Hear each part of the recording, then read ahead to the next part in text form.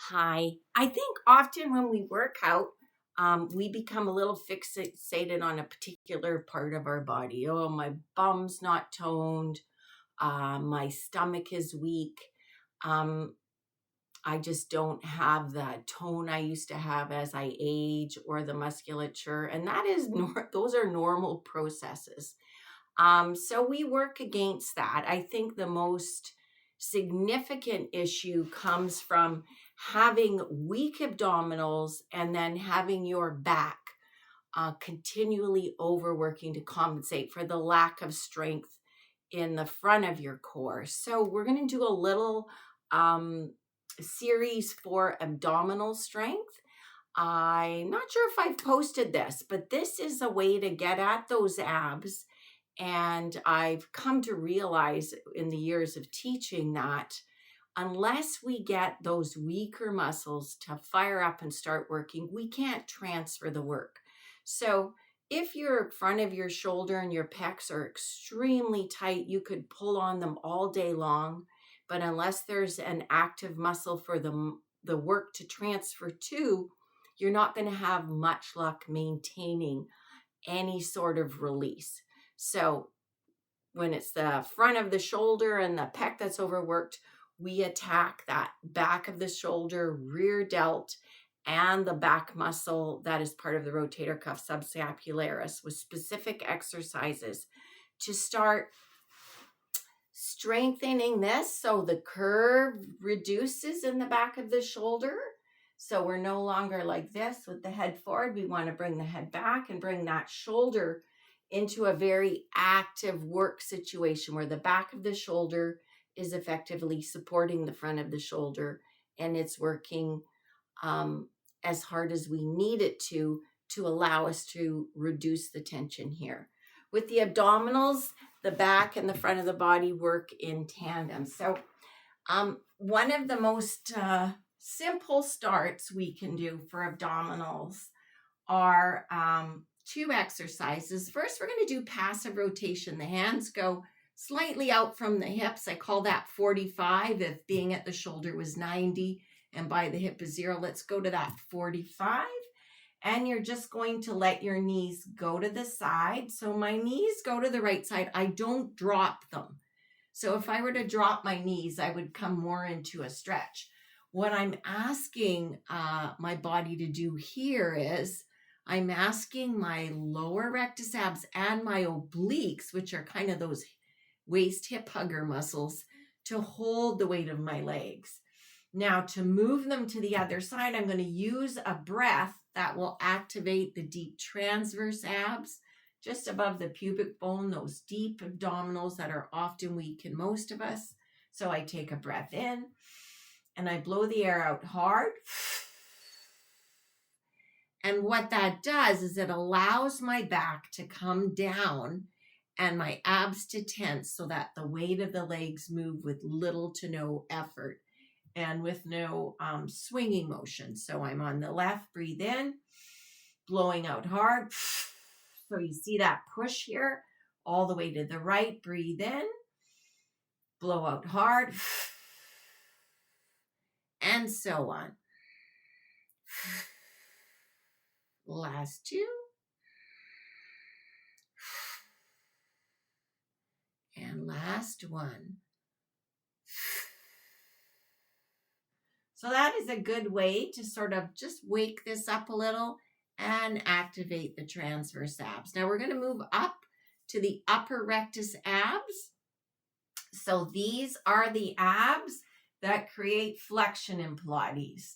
When we flex in Pilates, I want you to focus on maintaining a reasonable space between your collarbone and your chin. We call that like equal to a lemon.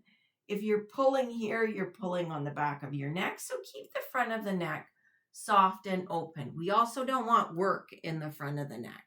So a lot of people, due to weak abs, will pull at their head. So to avoid that, we support the head.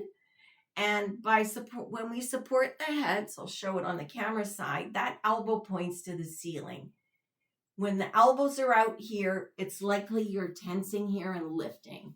So to avoid that in between the shoulder blade tension we're going to just tuck in that elbow. We're going to put the first 2 fingers on our opposite hand right at the top of the ribs. And we're just going to lift our face to the ceiling and float it back down.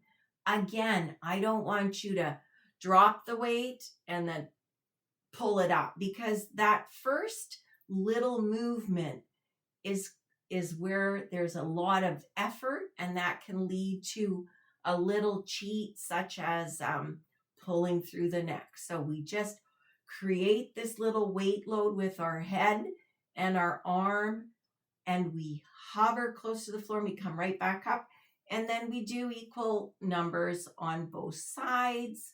If you have an injured shoulder and this position hurts your arm, it is fine to just hold the arm on one side. And again, little breath out, creates a contraction, breathing in, lets you relax, in and out. Focusing on keeping those big toes planted. So even in this position where we're not really doing anything with the legs, we're working to keep the top of the hips soft. This is your hip flexor. If you don't know if it's working, lift your foot. You'll feel that cord that jumps out at you as your hip flexor. That should not be tight when you're at rest. If it naturally tightens when you're laying down, you need to actively work on asking it to soften, all right?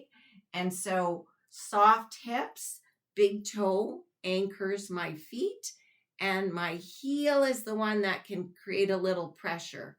So if we do a little bit of pelvic curl, that I'm driving from the heel.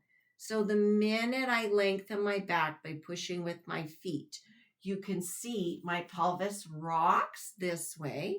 And when I rock this way, my back is long and firmly on the floor. When I go in the other direction, which is basically, I think of the pubic bone as the driver, I push my pubic bone that way. I create space under my back, and I go into an arch. When I go this way, I'm lengthening my back, and this is called a curl because my pubic bone, this is neutral, but as my pubic bone gets closer to my nose and I edge towards lifting, that is a curl. So that's the motion. And we always want to keep our hips soft, our big toe planted, and keep the work in the heel. So a lot of people will lift this way, and that's all hip flexor. The pelvic curl allows you to lift from the glute. So the work goes from the front to the back to the weaker muscle. Just a bit of information there. I like to do a little bit of rocking. I like to ask people to put their hands under their legs and rock. So this is kind of like a little happy baby. And what this does is it kind of warms up the spine a little. So you can add a little bit of this into your ab workout. And then you can rock forward and backward as well. We'll do that last to bring us up to standing. Second exercise I'm going to do is some hip pinning. I will change direction in a moment, but notice where my knees are. My knees are closer to my nose than my hip joint. This keeps me out of my back. If you're way out here, or if your legs are fully extended, you are going to arch your back. I begin an arch right about here. I literally need my 90 degrees at my hip to avoid arching off the floor, and we want to do that.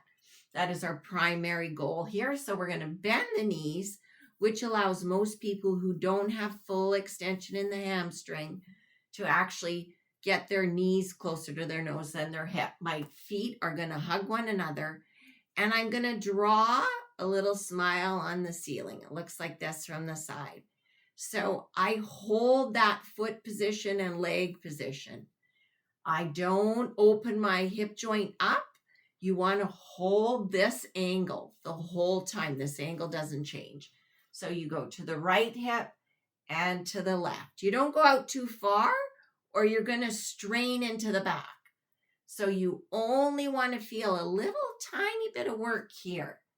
Now, this is called hip pinning, and it is the starting point for a lift. Now, what does a lift look like in Pilates? Well, all the work is in that first inch, I can tell you. And when I lift, I'm just simply kicking my feet up. Now, if you're very tight and your whole neck tightens up lifting, I don't want you to lift yet, but you can work your way towards a little hop just by drawing the feet up.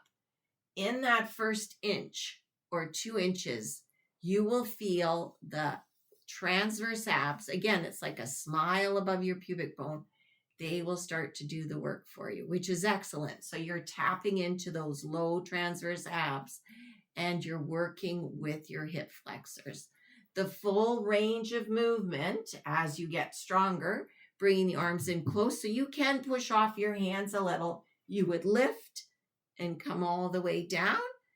And when I do this, I have to concentrate myself on keeping that neck soft and not using my head to lift my hips. The full range of motion brings me center, brings me up, brings me down, and I gently come down on the exact spot I lifted off of. So that becomes quite an advanced exercise. But if you're getting to the point where you have the little hop and lift, you are tapping into your transverse abs. Very well done. Coming up to sitting. So notice how I rolled up to sitting. Ideally, you do a little bit of rolling in preparation for your abs, just to massage the spine and get it a bit warmed up so it gives your abs some permission to work. So again, transferring the work of a tight back towards the core and the front. Hands underneath the legs, your feet are like so, bottoms of your feet together, and they should see, notice the distance here. I'm opened up quite a bit because I don't want to feel like my legs are in so close that I fall back on my bum cheeks. I want to move back in the mid-range of my rectus abs without tipping over when I'm sitting. So you want to be able to sit up tall, elbows relaxed, arms are heavy, taking a breath in. And on the exhale, I want you to ask your shoulders to relax a little more, tuck your chin in slightly, and pull your belly button back. So what I'm going to do is I'm going to curve outward that part of my spine a little more in each breath. Breathing in.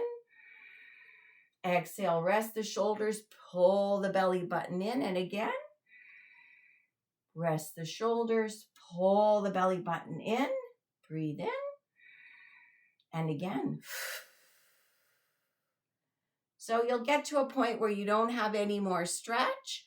What I want you to notice is, have you lifted your shoulders or have you opened up so that you're in a constant contraction holding back? You want to be able to just open up the mid-spine.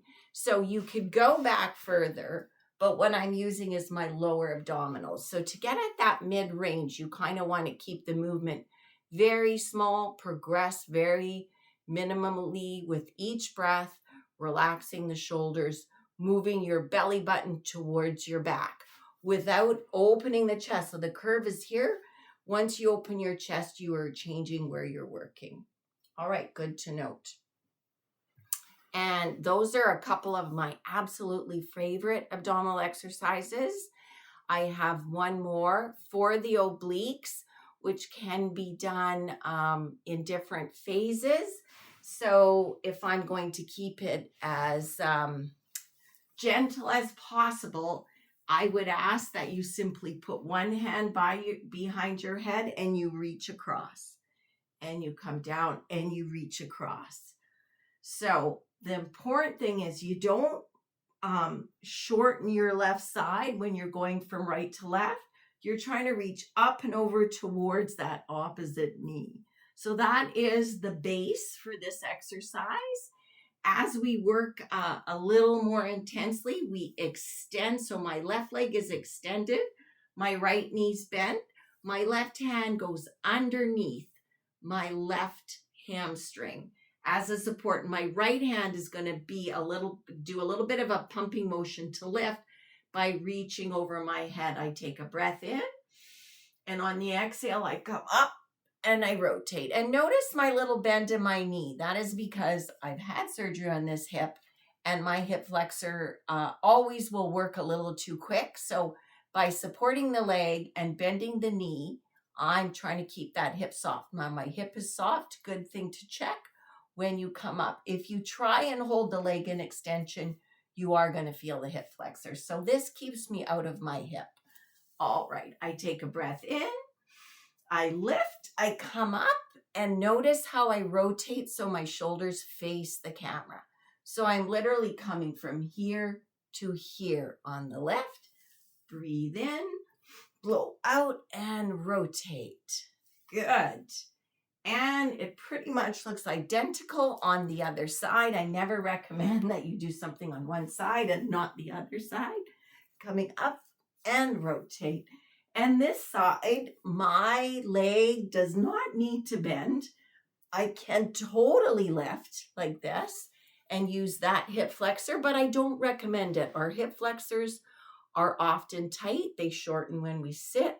They lock up when we're driving.